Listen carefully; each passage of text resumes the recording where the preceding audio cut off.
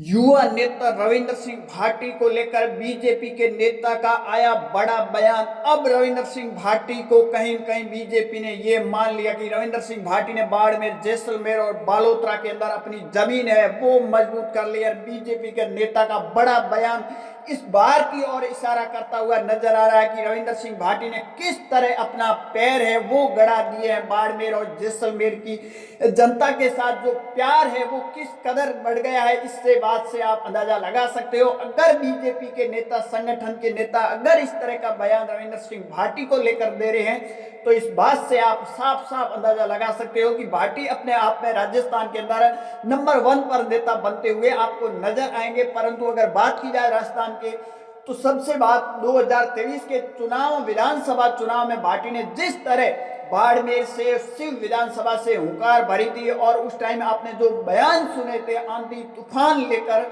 वो कहीं कहीं प्रचलित हुए। उसके बाद में 2024 का चुनाव लड़ा और 6 लाख के करीबन निर्दलीय वोट ले आए और कई बड़े बड़े दिग्गज नेता ने ये तक बयान देते हुए नजर आ रहे हैं कि लड़का चुनाव लड़ रहा था जो 6 लाख वोट ले आए और हम गठबंधन करने के बावजूद भी 6 लाख वोट नहीं ले आते।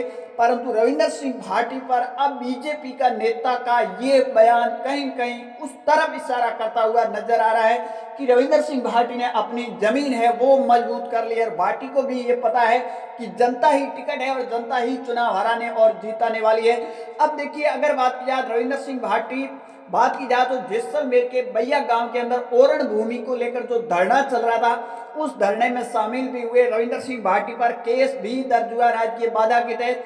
परंतु उसके बाद है जो बीजेपी के संगठन के नेता से मीडिया ने पूछा कि भाटी का ये जो धरना है और काम करने का अंदाज है, इस पर आपकी क्या प्रतिक्रिया है। तो कहीं न कहीं उन बीजेपी के नेता का ये बयान देना, संगठन का बयान आना, मतलब इसका इशारा साफ साफ है कि भाटी ने अपनी जमीन है वो मजबूत कर ली है और बीजेपी के पैर है वो कहीं कहीं यहाँ से है वो छुड़ाते हुए नजर आ रहे हैं। रविंद्र सिंह भाटी को लेकर बीजेपी ने यह बयान दिया कि रविंद्र सिंह भाटी जिस तरह वो धरना दे रहे हैं या जनता की आवाज उठा रहे हैं, युवा नेता है, उनका टाइम पीरियड और आगे लंबा है। परंतु संविधान और कानून के दायरे में रहकर रविंद्र सिंह भाटी कोई भी काम करते हैं तो उनका अधिकार है और जनता की आवाज उठाना भी उनका अधिकार है। वो वर्तमान में विधायक भी है।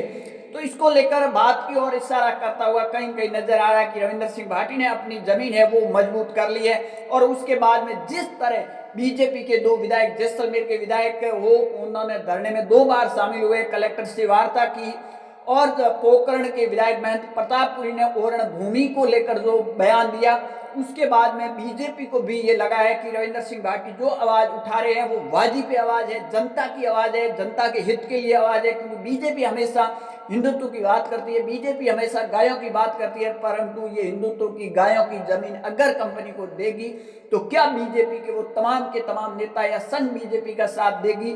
उसी बात को लेकर अब बीजेपी अपने बयान है वो बदलती हुई नजर आ रही। बीजेपी के संगठन का नेता का अगर ये बयान मीडिया के ऊपर है कि भाटी जो कर रहा है संविधान के कानून के दायरे में रहकर करते हैं तो वो कहीं कहीं वाजिब है, उनका अधिकार है।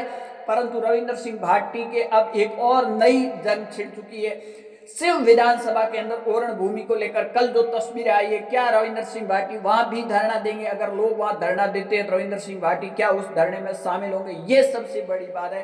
परंतु रविंद्र सिंह भाटी ने जिस तरह अपनी जमीन है वो मजबूत कर ली है और हनुमान बेनीवाल ने भी इस तरह के बयान देने पर अब मजबूर कर दिया, तो इसका मतलब और बीजेपी का बयान ये आना, इससे आप अंदाजा लगा सकते हो।